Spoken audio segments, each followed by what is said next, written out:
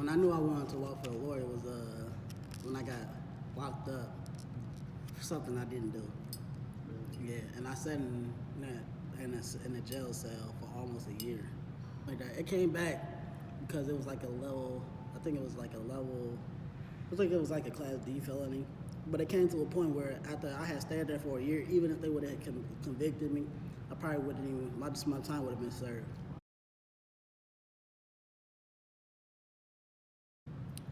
I went to the Hole. I don't know. It's called the Hole. It's 23-hour lockdown. You know, when I went to 23-hour lockdown, it was by choice. Just didn't feel like I didn't want to be around everybody else and stuff like that. But I went there and I just really got into reading my Bible, and I read the whole Bible during that time. And it's funny because while I was in there, I met a lot of people. Like everybody that started coming in there was like biblically in tune, I had this guy I called Brother Billy. He was an older white guy, bald head with the tattoos on his head and stuff like that, but he was really into faith, and he would he would discuss the Bible to me and all this stuff. And we had really good talks about it. We on lockdown, but we can hear each other next door and stuff like that, so we always talking.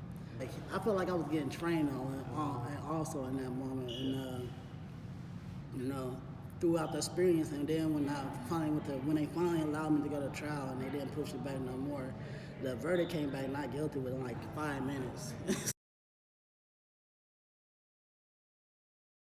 The first thing I did when they released me was go get baptized at a church. I went to what's that church called? It was a radio station too, WUBS or something like that. I don't know, it's in South Bend, but I went in and got baptized the very first Sunday, and from that moment I just been trying to.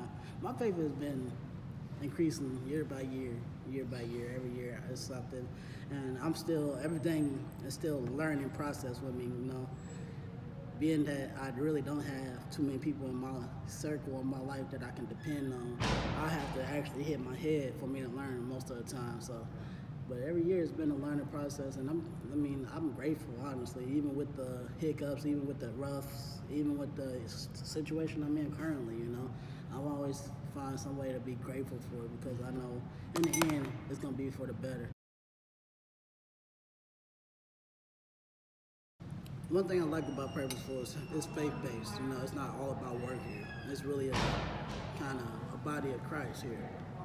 So when I come in here and my mood might not be right, and I might be upset about something, or or I don't know, my mood just be not focused on or centered on Christ at the moment. But the moment I walk in here, I know a lot of times I get refocused on God. Maybe because we talk about God all the time here or whatever, but it keeps me focused. Okay, maybe it's not as bad as what it's saying. And I don't know. It's just a good atmosphere. It's really easy to work here. I love Purposeful. This is a great job.